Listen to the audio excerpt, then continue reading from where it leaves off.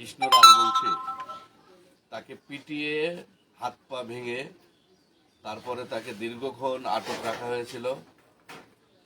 তাকে বলা হয়েছে যে সে মাছ চুরি করছে, কিন্তু দীর্ঘ 35 বছর তার বয়স, এবং এখানে আশেপাশের লোকজন সবাই বলছে যে এই ধরনের কখনোই তাকে কিছু করছে। বা একটা মানুষ যদি চুরি করে তার তো একটা অভ্যাসগত বিষয় থাকে, এর আগেও 2-1টা ঘটনা ঘটবে, কিন্তু সেই ধরনের কোনো ঘটনা ঘটে না।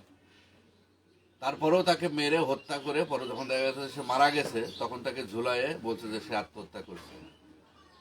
এই যে একটা ন্যাক্কারজনক ঘটনা, এবং তাকে মুক্তিপণের জন্য তাকে যে আটক করে রাখছিল 40,000 টাকা তার পরিবারের কাছে দাবি করছে। পরিবার বলছে যে দেওয়ার কিছু না। আপনি দেখেন, এটা হলো তার ভাইয়ের বাড়ি, এটা হলো তার নিজের বাড়ি। এখানে বৃষ্টি পড়ে, একটা ছেলে একটা মেয়ে, এই ছোট্ট একটা ঘরে তার পরিবার, সেখানে 40,000 টাকা তার কাছে দাবি করছে। তা এই বিষয় নিয়ে আমরা সরেজমিনে আসছি, তার স্ত্রীর কাছ থেকে আমরা শুনতে চাই। স্ত্রীর নাম, আপনার নাম কি একটু বলেন, আপনি কি ঘটনা ঘটেছে এবং আপনি কি চান, আপনি কি ঘটনা ঘটেছে সেটা একটু বলেন সবাই। আমাদের এখানে আছেন আমাদের সাথে মানে জাতীয় হিন্দু মহাজোটের মানিকগঞ্জ জেলা শাখার সাধারণ সম্পাদক তাপস দাস, সজীব লিপুদা।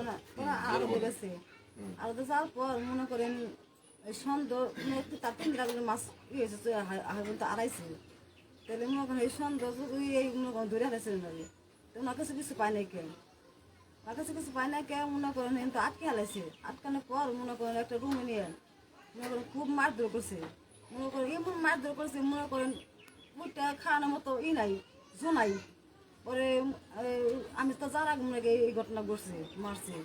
পরে মনে করেন 9টা 9:30 বাজে এরকম হইব, কিন্তু আমি কাজে গেছিলাম। পরে কাজে আসার পর আমি বিছানাতে কাটতেছি, পরে 3 জন লোক আছে। আসার পর আমাকে কয় কি আপনি যাওয়া লাগবো, আমি বলছি কেন যাবো, কয় কি তোরা যাওয়া লাগবো। তো আমি বলছি তো কে নিব না, কয় কি না আপনি একাই যাইতে হবে, আপনি একাই যাওয়া লাগবে।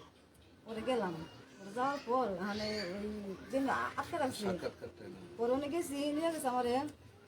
পরে নিয়ে যাওয়ার পর অনেক লোকজন ভিতরে বসে রয়েছে, পুলিশের দিক ভিতরে বাইরেও ভিতরেও। পরে গেলাম, কয়েক আমাকে বসেন। পরে বসলাম, বসে কথাবার্তা করলাম আমার সাথে। কয় কি আপনার স্বামী এরকম করছে, তো টাকা দেওয়া লাগবো। তা আমি বলছি কত টাকা দেওয়া লাগবো, 40,000 টাকা দেওয়া লাগবো। তা আমি 40,000 আমি এই মধ্যে দিতে পারেন না, আপনি করেন এখন টাকার ব্যবস্থা করেন, টাকার ব্যবস্থা না করলে আপনার স্বামী কিন্তু দিতে পারবেন না। তা আমি বলছি আমি এত টাকা তো দিতে পারবো না। পুলিশে ছিল, পুলিশ আসলো, বাইরেও আসলো, ভিতরে আসলো। পরে আমাকে কি করেন আপনি এক্ষুনি বাসায় চলে যান, টাকার ব্যবস্থা করে নিয়েছেন। তা আমি বলছি আমার কাছে টাকা নাই, কিন্তু আমি টাকা দিতে পারবো না। তা তো কইবাম না, আপনি টাকা ব্যবস্থা করেন না, তারপরে আসবেন। পরে আমার বাইকে দিল ভিতর থেকে, ভিতরে বাইকে দেওয়ার পরে করলো তালা তালা দিল। তখন কি আপনার হাজবেন্ডকে আপনি দেখছিলেন? হ্যাঁ আমি দেখছি, আমি আমার সাথে কোনো কথাও করতে পারতেছে না, এমন মারা মারছে। পরে উনি আমার বাইকে দিল, আমার হাজবেন্ড করতেছে কি অস্ত্র কাজে কয়েক তাহলে তুই বাড়ি যা, বাড়ি যেয়ে টাকার ব্যবস্থা করতে পারতেছিস নাকি। বয়স টাকা করতেছে এমন মারছে বুঝছেন, বয়সটা করতেছে কোথাও টাকাটা নিয়ে টাকা এনে আমার সারি নিয়ে যা। পরে ঘর থেকে বাইরে ভিতরে বাইরানোর পর তালা মারলো, তালা দিয়ে আমাকে কি কয় আপনি যান, চলে যান। পরে রাস্তা দাঁড়িয়েছি, আমার রাস্তা আমারে থাকবা দিল, আমার তো খেয়ে দিয়ে দিল আমারে, আপনি এখন বাসা চলে যান। বাসা চলে আসছি পর আমি টাকা নিয়ে আমাকে টাকা নিয়ে তারপরে আসবেন। আমি বাসা আইসি, আইসি আমি টাকা পাই না কেটে কাছে, অনেকজন কাছে খুঁজছি পাই না কে, কিন্তু আমার মন্দির সামনে দাঁড়িয়ে দাঁড়িয়ে আমি খালি করে কাঁদতেছি। কান্দার পর তার 1-2 ঘন্টা পরে লোক আছে মোটর সাইকেল নিয়ে। আসার পর আমার কথা আপনার যে দাঁড়াই রয়েছেন আপনি টাকা না তুই পয়সা নিন না। আমি বলছি আমি টাকা ব্যবস্থা করতে পারি না কে, আমি যাইতে পারি না কে। এই হয়েছে টাকা ব্যবস্থা তো করতে পারেন না কে, তাহলে আমাকে ব্যবস্থা আমাকে করুন। পরে মনে করি হুন্ডা স্টার দিল, স্টার দেওয়ার পরে আমার বলে কি যে টাকা তো দিলেন না, তো আমি মাইরে হলাম। এই কথা কই মনে করি মোটর সাইকেল চলে গেল গা।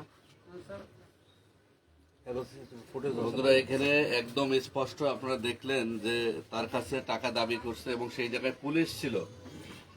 একজন যদি চুরি করে থাকে, যে মাছ চুরির অপরাধ, তার সাথে মাছের কোনো যে মাছ চুরি করছে সেটা পাওয়া যায় না। মাছ চুরি তো মাছ তো খেয়ে ফেলার বিষয় না, যদি বিক্রি করে থাকে তাহলে তার কাছে তো টাকা পাওয়া যাবে, বা যদি অন্য কারো কাছে বিক্রি করে তাহলে হয়তো টাকা সে পরে দিবে বা কোনো কিছু, তাহলে সেটা যদি পরে তাহলেও তো সে টাকাগুলো ফেরত দিতে পারতো। কিন্তু এই ধরনের কোনো ঘটনাই কিন্তু সেখানে ঘটে নাই। যাই হোক, আমরা যেটা আমাদের কথার মাধ্যমে যেটা আমরা বুঝলাম এটারও তদন্ত হবে, সঠিকই হবে। কিন্তু বিষয়টা হলো যদি সে চুরি করে থাকে তাহলে বাংলাদেশে আইন আছে, প্রশাসন আছে, তাকে আইনের হাতে তুলে দেবে। আমি বলছিলাম- কিন্তু আইনের হাতে তুলে না দিয়ে বলছিলাম যে পুলিশের হাতে তুলে দেন গা। কিন্তু পুলিশ থাকা অবস্থায় পুলিশ কোনো ব্যবস্থা না নিয়ে, পুলিশ তাকে থানায় না নিয়ে এসে এবং 2-3 জন তার কাছে টাকা নিতে আসলো, পরবর্তীতে আবার 2 জন এসে তারা বলছে যদি টাকা যেহেতু ব্যবস্থা করলেন অথবা আমাদের ব্যবস্থা আমরা করব, আমরা তাকে মেরে ফেলবো, এবং পরবর্তীতে দেখা যাচ্ছে তাকে হত্যা করা হয়েছে। এই পরিকল্পিত হত্যাকাণ্ডের বিচার আমরা বিচার চাচ্ছি।